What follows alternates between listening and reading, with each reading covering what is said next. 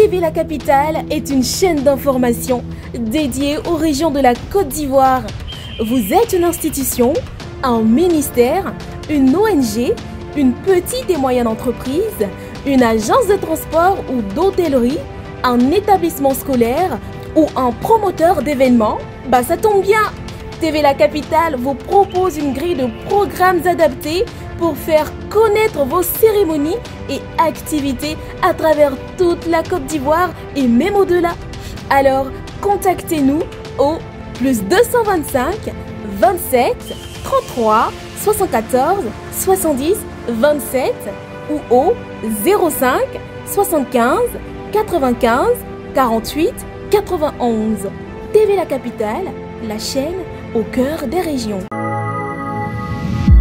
TV La Capitale, la chaîne des régions. TV La Capitale est désormais à votre portée. Accessible sur Android, tablette et ordinateur, il vous suffit juste de visiter www.tvlacapitale.com pour suivre la chaîne en direct. Et nous vous proposons une couverture complète de l'actualité en Côte d'Ivoire, du nord au sud, en passant de l'est à l'ouest, sans oublier le centre. Et grâce à notre journal diffusé toutes les 2 heures et nos nombreuses émissions, restez informés en temps réel, car TV La Capitale, c'est la véritable chaîne des régions. TV La Capitale, la chaîne des régions.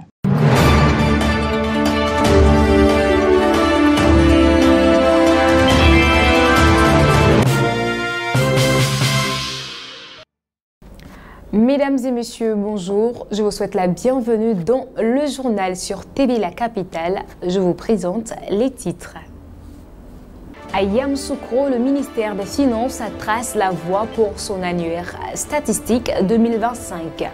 Toujours à Yamoussoukro, cérémonie officielle de lancement de la fête PKC, une nouvelle ère pour la filière anacarde. Nous restons à Yamoussoukro, la fête d'Assi renforce les capacités de ses membres avant son assemblée générale élective. Bondoukou, le Rotary Club Abidjan Golf et le programme national de nutrition équipe l'unité SMK du CHR de Bondoukou.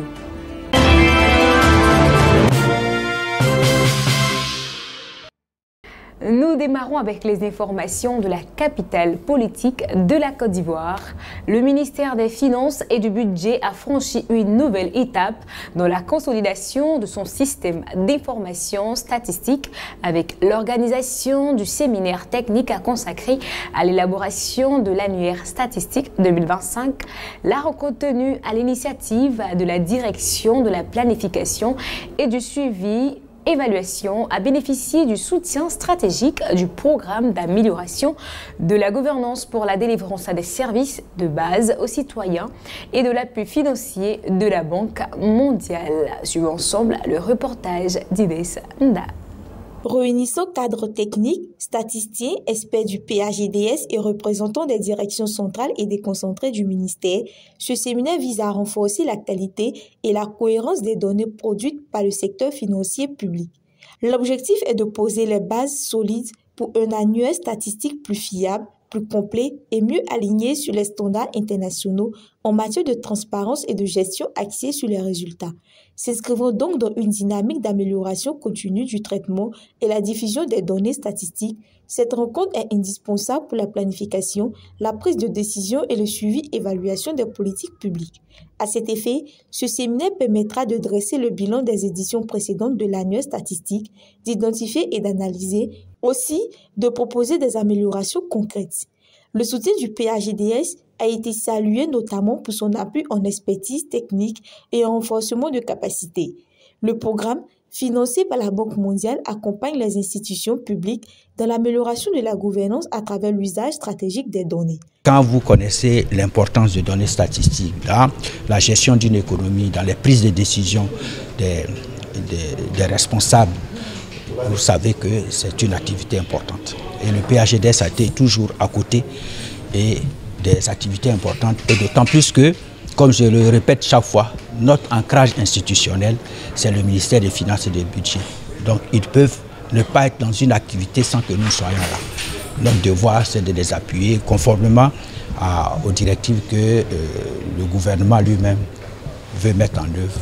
Ce travail collaboratif permettra au ministère de renforcer la coordination interservices, de mieux répondre aux exigences de redevabilité et de performance. C'est dans ce sens qu'au nom du ministre des Finances et du Budget, M. Soumaoro Deli a invité les séminaristes à être réactifs. On a transmis les attentes du ministre, de M. le ministre, qui leur demande une forte implication dans les travaux, de contribuer de façon constructive à tout ce qui va se passer et surtout de formuler des recommandations très pertinentes qui devaient permettre d'améliorer le document, ou bien de lever toutes les contraintes qui pourraient s'exercer sur,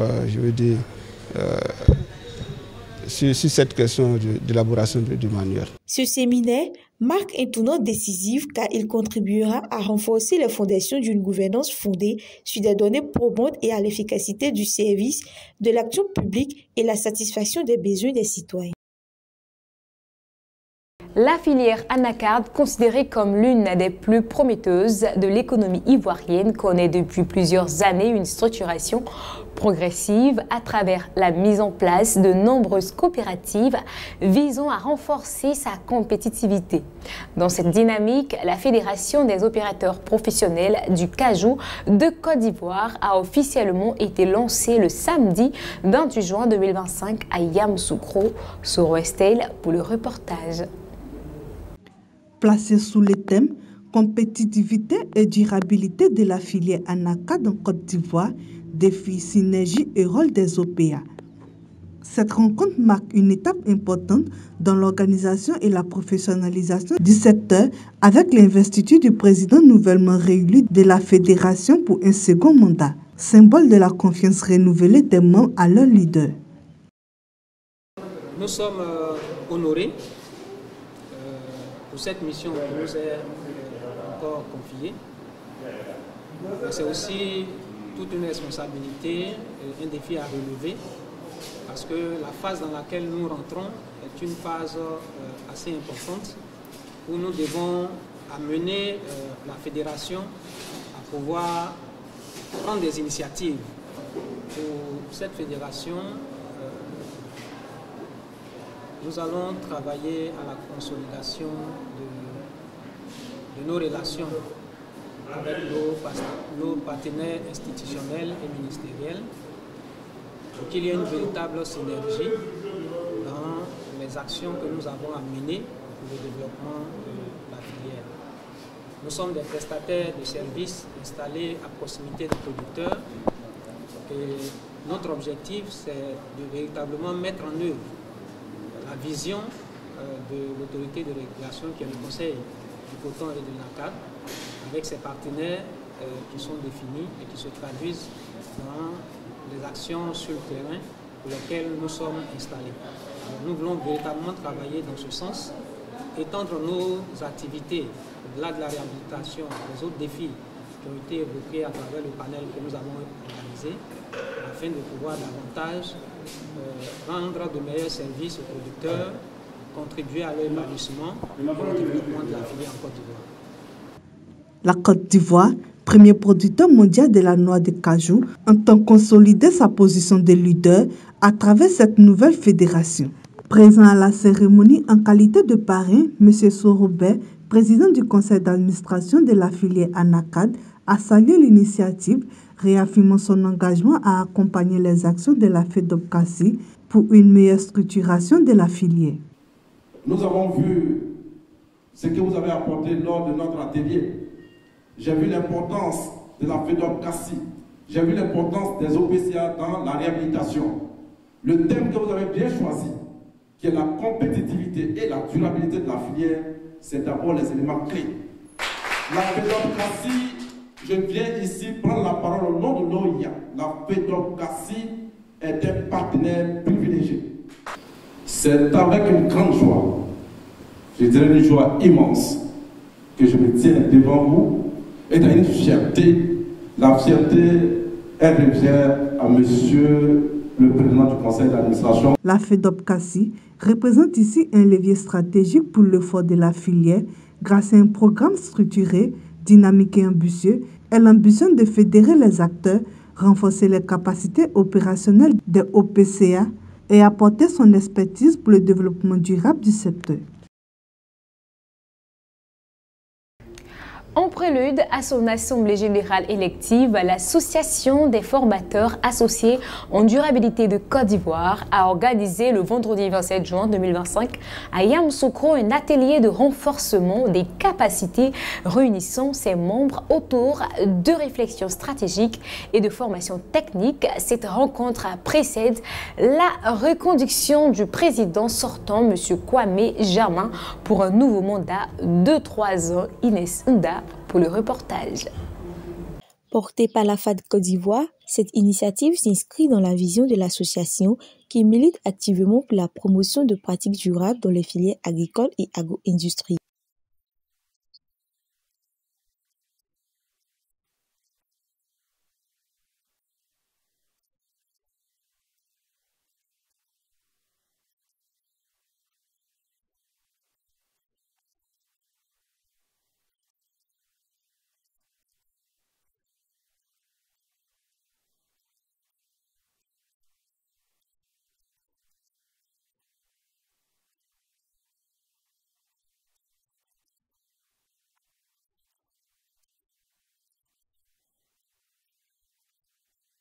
Rythmée par des panels, des sessions de formation et des échanges intensifs, la rencontre a permis aux participants de dresser un bilan collectif des actions passées et d'identifier des orientations stratégiques concrètes pour l'avenir. Les formateurs ont exprimé leur satisfaction quant à la qualité des discussions, soulignant l'importance d'un tel cadre de réflexion pour clarifier les objectifs de l'organisation.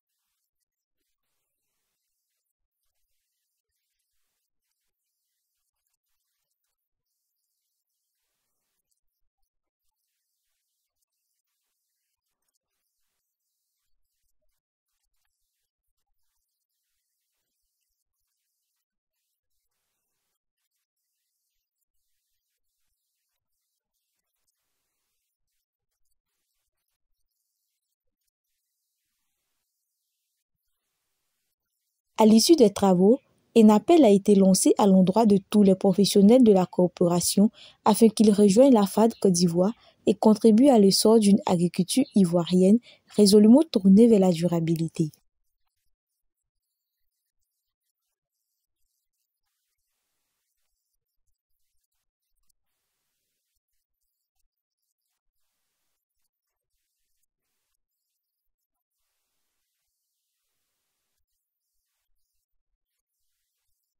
L'Assemblée générale élective s'est tenue le samedi 28 juin 2025. À l'unanimité, les membres ont renouvelé leur confiance à M. Kwame Germain, réélu pour un second mandat de 3 ans. Créée en 2022, la FAD Côte d'Ivoire compte aujourd'hui une 50aine de membres actifs et entend élargir sa base afin de poursuivre ensemble le chantier d'une agriculture plus responsable et résiliente. Direction à Bondoukou, où le Rotary Club d'Abidjan Golf et le Programme national de nutrition ont récemment fait don d'un important matériel sanitaire au CHR de Bondoukou, précisément à l'unité mère Kangourou de l'établissement hospitalier de référence du Gontougo. Objectif de ce don, contribuer au renforcement du lien mère-enfant et renforcer les cadres de prise en charge des enfants à faible poids de naissance communément appelés prématuré, suivant les détails de cette activité avec Anissé Kouadio, notre correspondant régional dans le Gontougo. Le ministère de la Santé et le Programme national de nutrition, avec le soutien technique et financier du Rotary Club Abidjan Golf, ont procédé à la réhabilitation et l'équipement de l'unité de soins Mère Kangourou du CHR de Bondoukou. En le faisant, ces structures visent à contribuer à l'amélioration de la santé néonatale, la rétention des mères et les taux de survie, contribuent ainsi à la réussite du programme Soins Mère Kangourou en Côte d'Ivoire. Nous voulons dire merci au Rotary qui sont engagés à nos côtés. Alors c'est une initiative qui vise à réduire la mortalité infantile. Nous avons des enfants qui naissent avec un petit poids de naissance, il faut les prendre en charge. Et l'initiative Mère Kangourou vise à cela.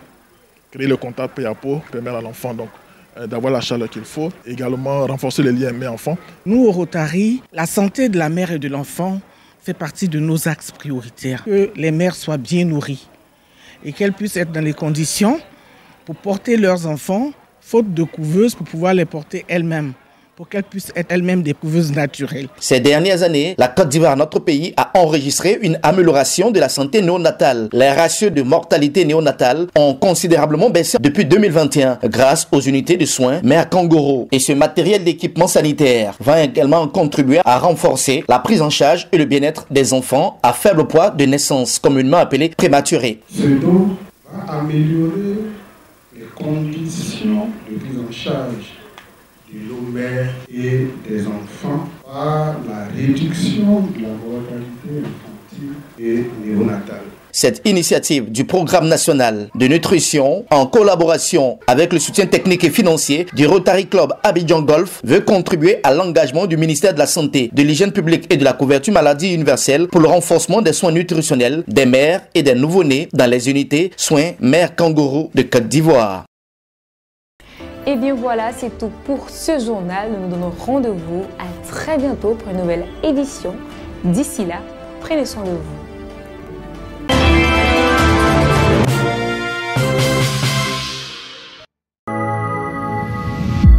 TV La Capitale, la chaîne des régions.